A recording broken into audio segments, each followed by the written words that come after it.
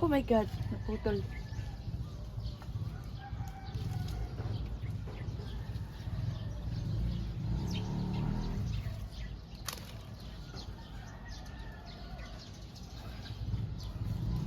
Oh, naputol yung iba. Okay, enough na muna. Kasi hindi makakalaki pagka dikit-dikit. Ayan. Tara pa doon ako. Oh. Ayan, labo-labo na ang gagawin natin. Baka kasi makalimutan ko kasi nasa third floor garden tayo. Pag nakalimutan ko ito, mahirap na ulit umakyat. Kaya manguha na tayo kasi magluluto ako mamaya, mag-i-steam ako mamaya ng siomai, shrimp, and pork siomai mamaya iluluto natin. Kailangan natin ng kalamansi para sa sauce. Ay, ang aking surprise pinatos. Ayan. Ayan, labo-labo na ang gagawin natin ha. Ayan, nakapitas ako. Siguro kasya na ito. Pag kulang pa, apo ko na lang paakyatin ko. Okay ba, apo? Yeah. Okay. Madami daw lang, sabi ni Lolo. Tignan nyo naman gaanong karami at kakapal yung ating pechay. Yan ang ilalipat natin dito sa mga ito. Ayan, ganyan kasikip ang garden ni Lola, pero sinisikap kong magtanim ng gulay at mga prutas dito sa aking rooftop garden. So ayan, umpisan na natin. Pero bago ang lahat, sana huwag kalimutan mag-like and subscribe. Ayan, sige apo. Dito na. Kukuhanin natin yung masyadong makapal. Masyado kasi makapal ito eh. Ayan. Kaya babawasan natin. Parang ang kulang pa rin yung aking paso. Sa totoo lang. Parang kulang pa rin. Parang tatakbo pa ako ulit sa sa garden center o bilihan ng mga paso. Yan. Babawasan natin.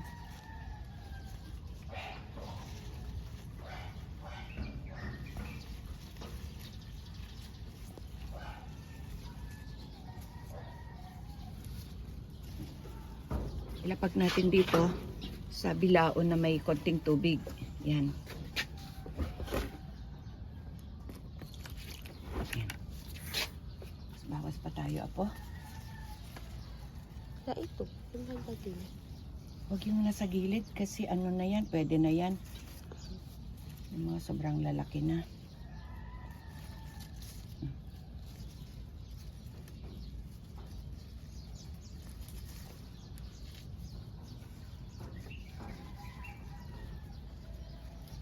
Ay, naputol.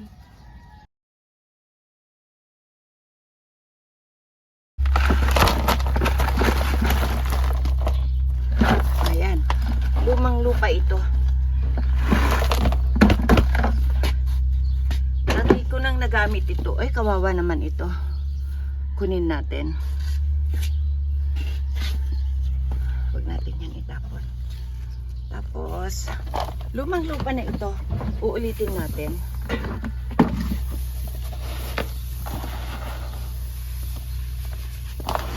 Ito ay ilalagay natin sa base ng paso. Tapos, ito yung fresh na lupa. Tapos, pag may nakita tayong earthworm, alisin natin. Kasi lalanggamin pag namatay yung earthworm. Ang earthworm napakaganda, napakaganda yan sa halaman kung nakalagay sa lupa.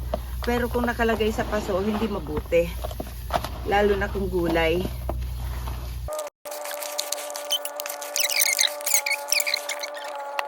Okay. Ayan, ilagay natin sa base ito.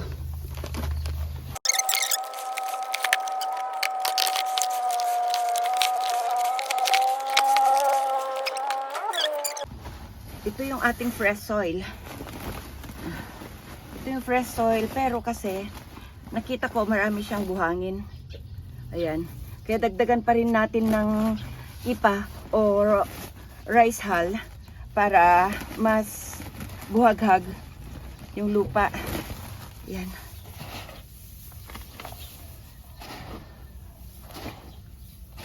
Para hindi mabulok yung ating pechay seedlings.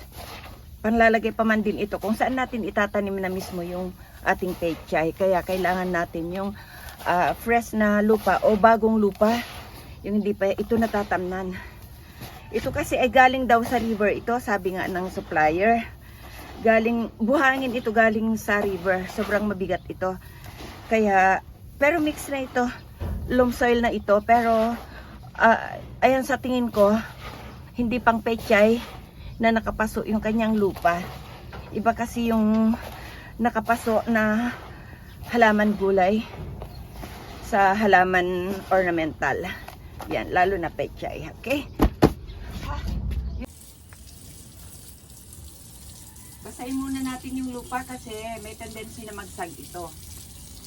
Yan. Basahin natin mabuti. Para basa na yung lupa bago natin tamnan.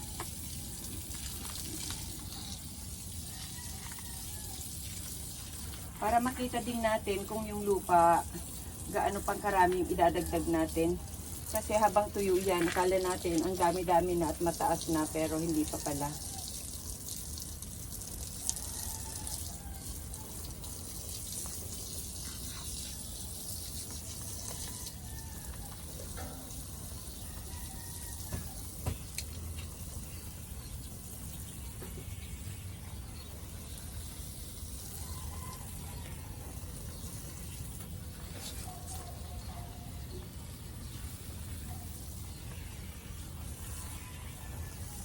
Ayan.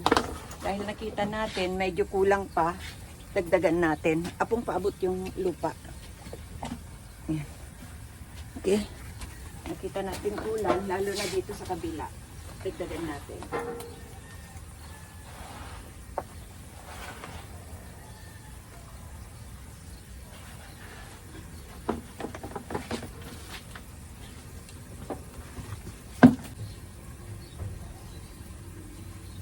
Ayan.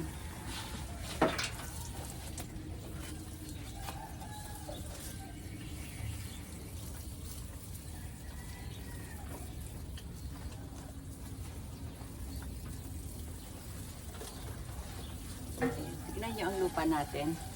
Ganyan yung lupa natin. Buhaghag. Kailangan, pakita ko sa inyo. Ayan, buhaghag lang siya. Hindi dapat dikit-dikit. Pag nasa farm talaga, okay lang na medyo dikit-dikit yung lupa. Kasi sa lupa mismo natin, iba kasi yung nasa paso.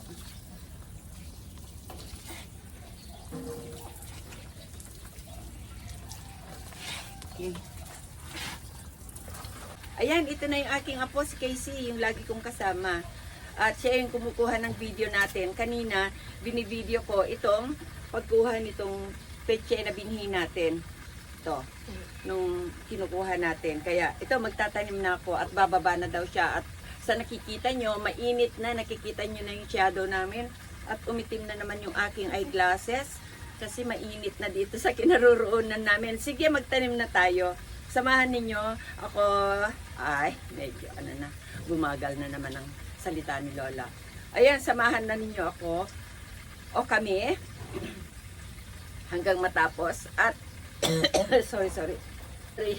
Okay, sana samahan ninyo ako hanggang sa matapos. At i-update ko din kayo pag nagka-harvest na ako. Ayan, umpisan na natin ang pagtatanim.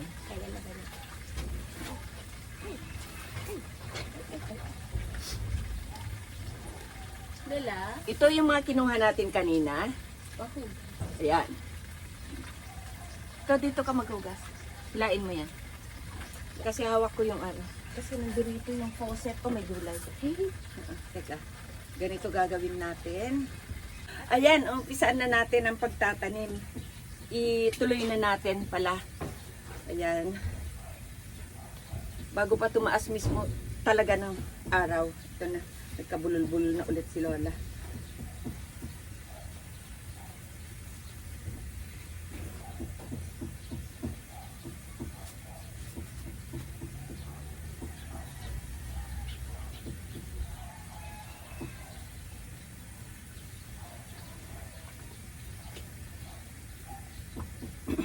So, totoo lang kulang talaga ang ating paso.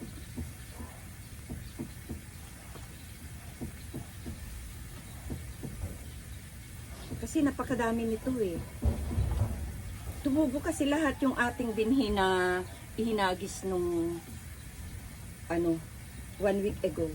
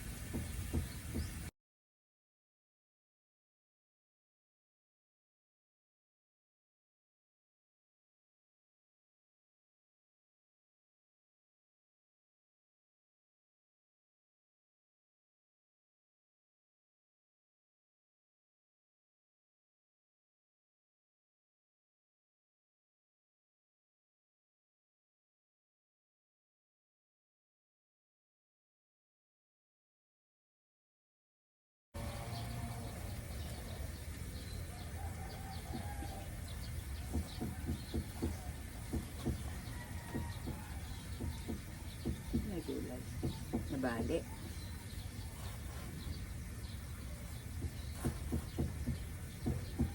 Yan. So ito na, tapos na tayo. Maraming salamat ulit sa inyong panonood. Sana nagustuhan ninyo at may natutunan kayo. At happy gardening sa mga plantita dyan. Bye!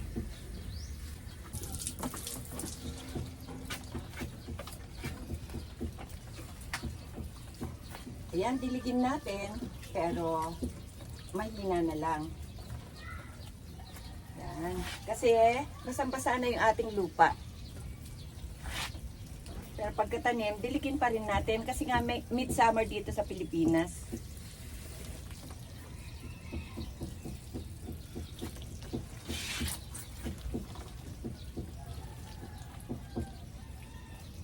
Okay. Diligin din natin itong pinagkuhanan natin.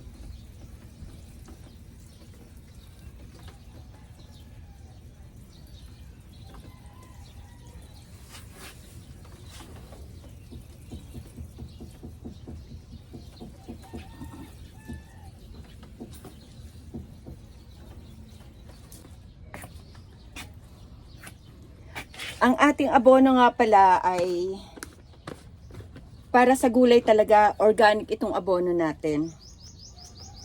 Ito yon, oh. Yung binulok natin na gulay, pinaghimayan ng gulay, binulok natin na pinagtabasan ng mga dahon. Ayan, wag lang yung may aphids, pag may aphids tapon na natin. So ito, iabono natin ito sa pagtapos ng 3 days. Pero wag muna natin ilagay sa puno. Okay lang naman itong ano na to, itong organic na ito, na abono. Hindi naman kagaya nung nabibili natin sa garden center na iba na nakakasunog ng halaman. Itong pinaglagyan ko, hindi original na lalagyan yan. Ayan, so, ito ang iabono natin after 3 days pag nakaugat na siya. Ayan, tapos na tayo. Maraming salamat ulit sa inyong panonood. Sana huwag kalimutan mag-like and subscribe. Bye!